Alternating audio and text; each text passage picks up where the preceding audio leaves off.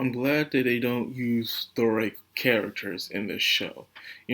Some shows use the right characters, and as in they'll show up for a week or two and then they disappear, never be seen again, probably towards the season finale or something. And that's pretty much it. They're just the face of the week, and that is all there is to their existence. Luckily, these characters stay and they meet up every now and then, which is good. And it's realistic, I'm guessing. And I'm glad that they did that. Because it would suck. Because imagine you'll see a good character, and you've automatically fallen in love with them within just one or two episodes, and you wish they could stay around, but nope, you never see them again until the season finale or something. Because that's what everyone does all the time. But not for this show. They're staying around. They come and go because they have their own lives to live. So that's nice. So we get to see Sui again, and Sui leads them off to their main headquarters. And they did a little Team Rocket thing. And then that's where they, the other Team Rocket that shows up every now and then back in the past, but they don't show up no more. The ones that would wear the actual uniform attire that's all black, and they have the rat attack for a Pokemon instead of Meowth.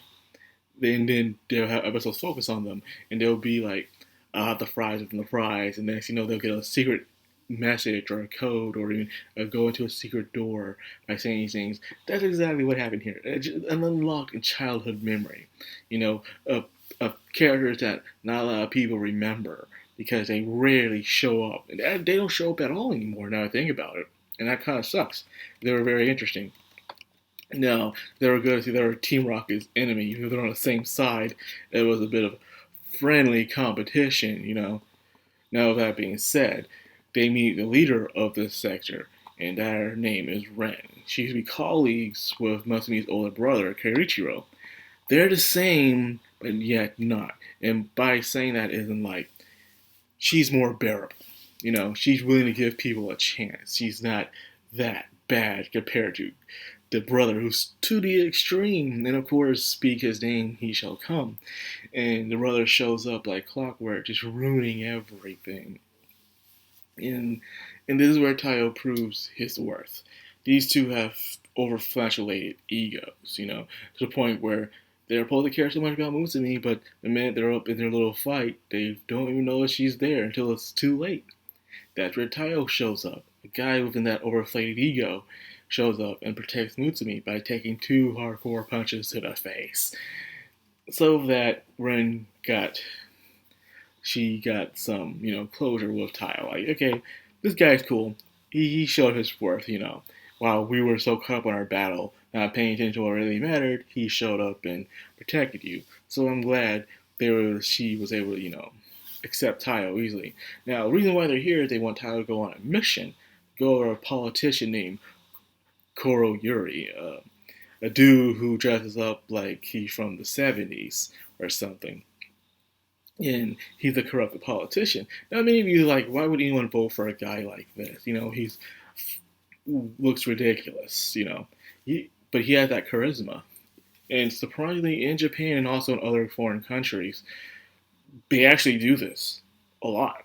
That's right. Heck, not so long ago, a dude running for a sector in Japan was dressed up like Rengoku from Demon Slayer and stuff, and he came close.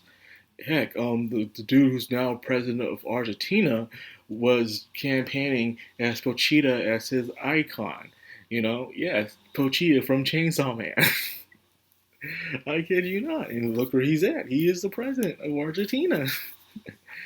And the guy himself have bad policies, but he's running tricks around people, manipulating them, so they'll vote for him anyways.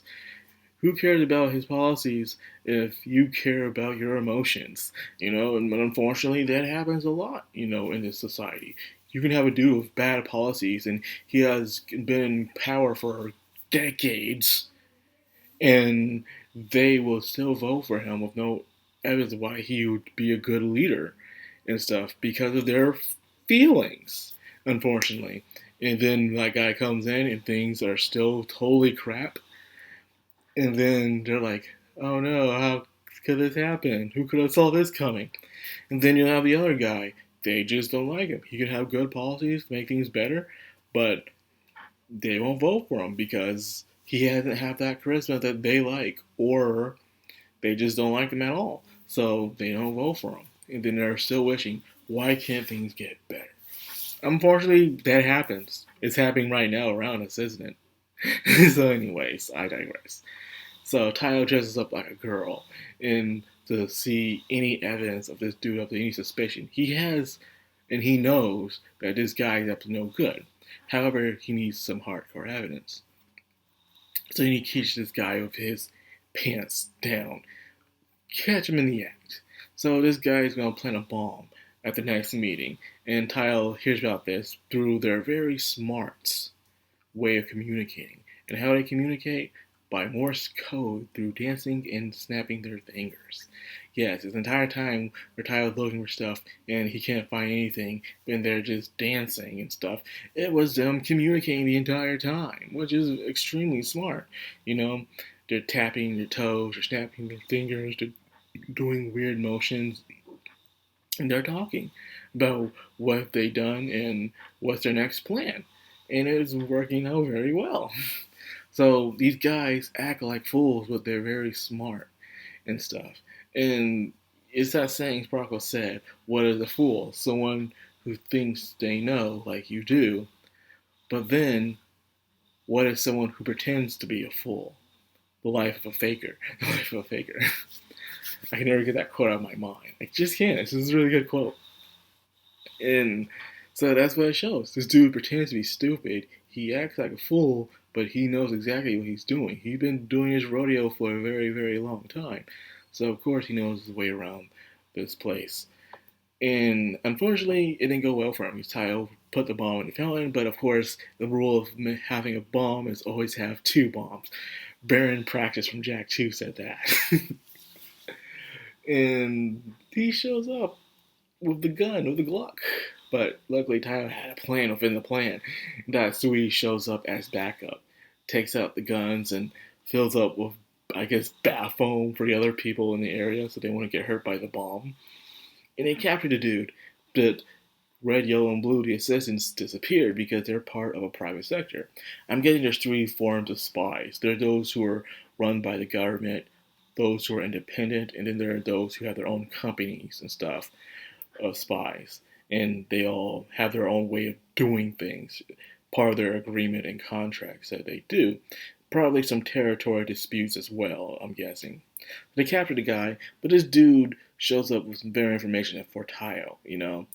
Isn't it a coincidence how your family dies in a car accident, everyone but you, and you get accepted to the family to protect Notsumi and guard her for some reason? Isn't that hilarious how that happened? And he's at some points when you think about it, you know. His entire family died in a car accident. How did it happen, really? You don't know much about that incident. Just know that it was messed up for Tayo and stuff. It really damaged him in life, and that's understandable. And now Tayo's like, oh, what the heck? Now, how will this make Tayo's life go right now? So far, things have been crazy in his life, but he's been accepting it, you know, unlike before. But now with this little wrench into the plan, we'll see where this goes, you know, what really happened on that fateful day. I can't wait to see. So anyways, that's like after this video. I hope you guys enjoyed. If you did, like, comment, subscribe, of course, hit that bell icon. This has been Madcrownxox, all anime, signing out.